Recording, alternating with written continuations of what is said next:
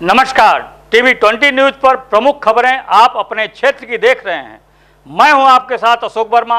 आइए रूबरू कराते हैं आपके क्षेत्रों की तमाम खबरों से।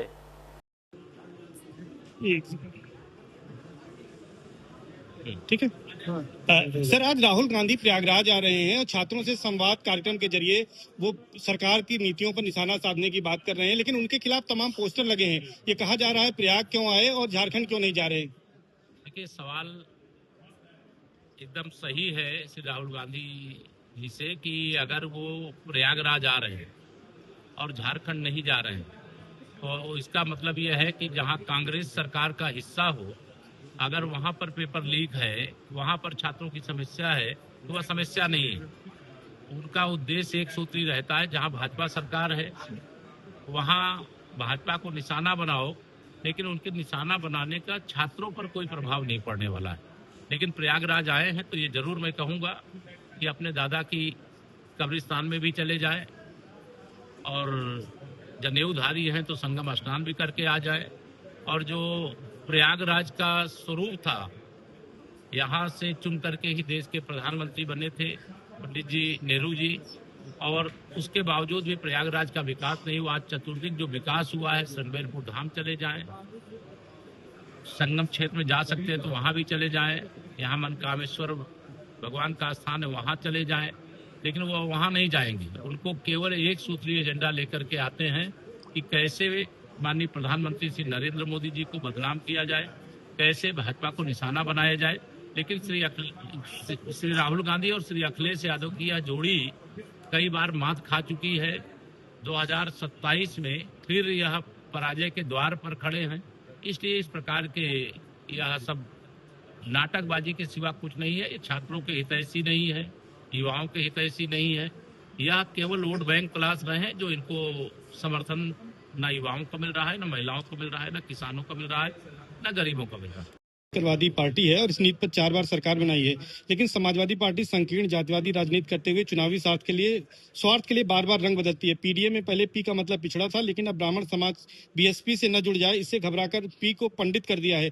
क्या कहेंगे ये समाजवादी पार्टी का जो चरित्र है? देखिए, समाजवादी पार्टी का जो चरित्र है पीडीए के नाम पर, वो पूरी तरह से फर्जी है। उनको यह मालूम है कि 2027 में तीसरी बार भाजपा सरकार बनने जा रही है। डबल इंजन सरकार ने उत्तर प्रदेश के विकास के लिए, गरीब के लिए, किसान के लिए, नौजवान के लिए इतना काम किया है कि जन समर्थन हमारा 2017 में जितना था उससे ज्यादा 27 में दिखाई दे रहा है। इससे बौखलाहट में इस प्रकार का नाटक कर रहे हैं। श्री अखिलेश यादव वास्तव में पिछड़ों के, दलितों के हितैषी थे, ब्राह्मणों के हितैषी थे।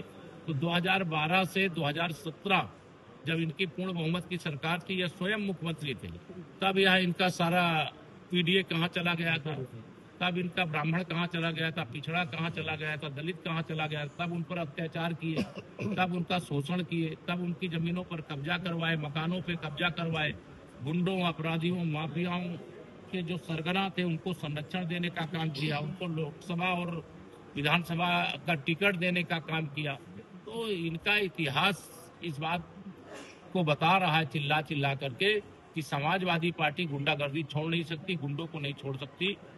बांटो और राज करो की साजिश के अंतर्गत ये पीडीए की बात कर रही है। इन दिनों कांवड़ यात्रा चल रही है और सरकार हेलीकॉप्टर से पुष्प वर्षा कर रही है, लेकिन कुछ मौलाना है जो कि लगातार इसको लेकर भी निशाना बना रहे हैं और अभद्र टिप्पणियां कर रहे हैं। देखिए, जो टिप्पणी कर रहे हैं मैं उन पर ध्यान नहीं देता, लेकिन हमारी सरकार में चाहे वह कांवड़ यात्री हो, चाहे वह कुंभ यात्री हो, सबका आतिथ्य सत्कार, स्वागत और पुष्प वर्षा यह सब कुछ हो रहा है। हमारी सरकार आस्था का सम्मान करती है। जो आस्थावान लोग हैं, चाहे वो राम भक्त हों, चाहे शिव भक्त हों, चाहे भगवान कृष्ण के भक्त हों, चाहे माँ के भक्त हों, सबके सम्मान सदैव समर्पित है। अच्छा, आज का जो दिन है, माफिया अतीक अहमद का जो बेटा एक एक्सीडेंट में मारा गया, उसका अंतिम संस्कार है। हाईकोर्ट ने 2 बेटों को पैरोल दी है। क्या कहेंगे आप इसको लेकर? कुछ कहने की जरूरत नहीं। अगर हाईकोर्ट ने पैरोल दिया है तो अपना, कोई अगर दुर्घटना में मरा है तो अपने उसके कार्यक्रम में शामिल हो। इसमें हम लोग बोलने का कोई मतलब नहीं है। कोर्ट का आदेश, उसका सरकार के सिस्टम के द्वारा अनुपालन करा दिया जाएगा।